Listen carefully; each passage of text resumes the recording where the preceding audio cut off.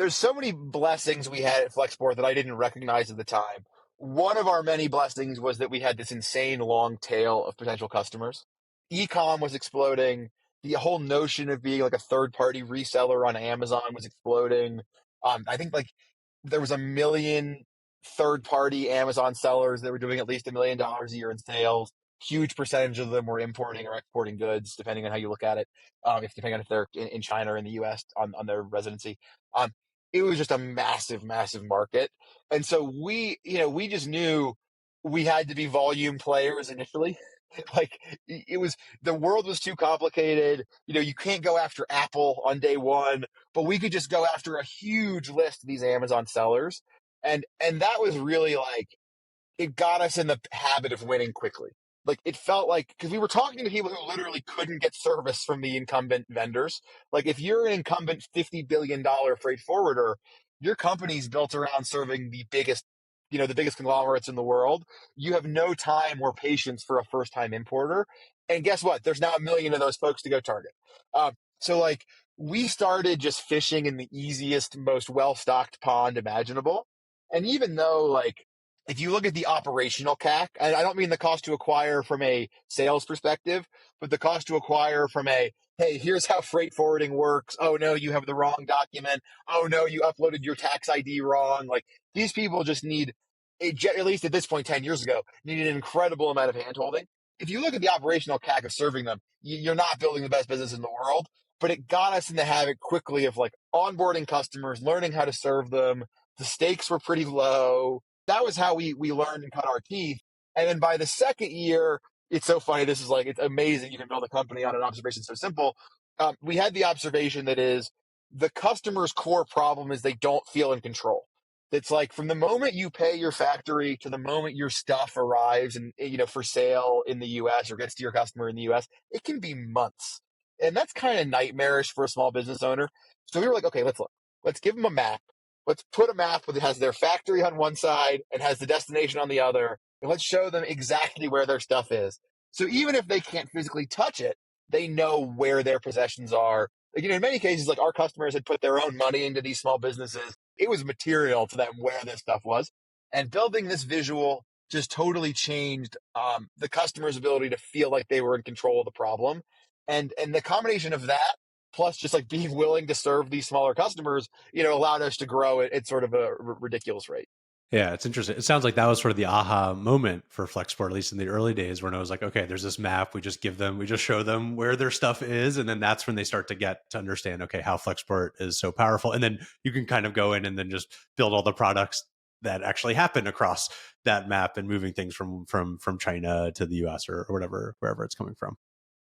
Totally. There were so many things that we didn't do initially from a revenue perspective that we charge for now. Like initially we were like, oh no, we don't want to handle the factory pickup at the origin location in China or Turkey or wherever it may have been. But now, like, yeah, pay us end to end. We'll contract the trucker at origin. We didn't want to handle the export customs clearance. Now we gladly handle that. That's the regulatory process of the goods leaving the country they were manufactured in. So yeah, to your point, there were all of these things that we weren't able to monetize initially, but that were sort of in the value chain that we were covering on our map that eventually we were able to build and monetize. Yeah. And then from my understanding over time, Flexport sort of moved up market, right? And started focusing on not just the long tail, but more mid-market and enterprise customers. And like, what was that journey like starting to work with the bigger companies in the space? One of the problems with human memory is you don't think of time correctly. It's like time in your memory gets warped. It's like a psychedelic journey we're all on. And so when I actually think about the time from when like one of the large smartphone makers, I almost said the name, I won't. One of the large smartphone makers became engaged with Flexport to the time where we became like one of their anchor vendors. You're literally talking about 4 or 5 years. Because an anchor vendor means hundreds of millions of dollars of annual spend. So it's like, yeah, of course, it's going to take 4 or 5 years to get there because from our side, we had to build a global network of freighters, of like literal 747 freighters, our own landing rights, our own ability to consolidate and deconsolidate cargo around the world. Like this giant physical network had to be built. At the same time, our software had to progress to the point where one of the biggest companies in the world would use it and have it work. It's effectively like you can delude yourself into thinking it's going to happen faster. And I think when we were onboarding a lot of these folks, I thought we were going to get that $100 million a year in spend in year 2 or year 3. It turns out, at least as a startup, it takes a lot longer than that. But yes, we ultimately did move up market. I'd say the two core motions were, one, building physical services that are useful. So like the fact that we have, like, through a partnership in Vietnam, we have like a warehouse on the tarmac. So like cargo can come in an hour before a freighter is supposed to take off, and we can pack it for flight, make sure it's certified for export, make sure it passes all the regulatory stuff, and it can be loaded on a plane like as physically fast as humanly possible. And therefore, we have like a ton of apparel enterprise customers out of Vietnam. You can't spin that up overnight, but it's like when you build things in the physical world, it's very, very powerful. The other thing that worked is, and this was again like a much slower burn than I wish it had been. The whole idea of Flexport was like, look, you get this software platform totally for free because you're doing the transactions with us. Like you're physically moving your goods with us. This worked like pretty well as you moved up market.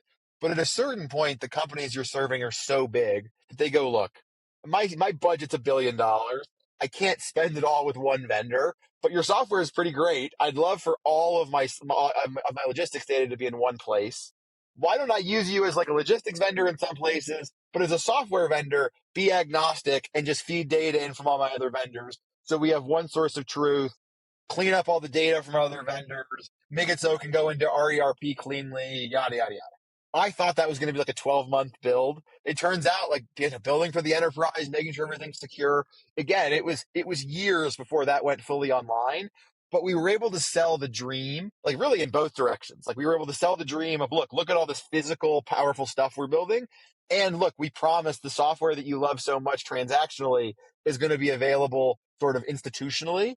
And even though it took a lot longer than it probably should have on both fronts, or at least probably longer than our customers wanted, we built up enough goodwill that they waited for both dreams to become reality. And so it sounds like you weren't just waiting as a salesperson, like waiting for all this infrastructure to get built out and all this software. You were like nurturing these enterprise relationships sort of along the way and promising, okay, we're going to go build that, warehouse on the tarmac in Vietnam or whatever. And then once they saw you sort of fulfill those promises, then you earned trust and you sort of won those enterprise deals. It seems like that's sort of how it went down over the years. Very, very succinct and well said. You have to be delusional to do this job well. Like the idea that I would visit some of these customers 10 or 15 or 20 times over the course of several years while their spend just didn't justify it. You can look really dumb doing things like that. You can look really dumb making these kinds of bets. But now, like, Flexport's a 9-year-old company, something like that, and the bets are paying off. Like, the kind of growth that we're seeing now from these major logos that, frankly, like, that's the only way you can grow when you're, in the billions of scale. Like, you just can't grow at 20, 30, 50% year over year unless you have these massive accounts that are giving you more and more share of wallet every year. There's just no other way physically for the math to pencil. So I think like now, like we're all glad we made the bets. But at the time, there was definitely like even myself, I was like, why am I not just spending every ounce of energy in the mid market where we're crushing? But I think it's because like we knew someday we were going to need the growth from these monsters.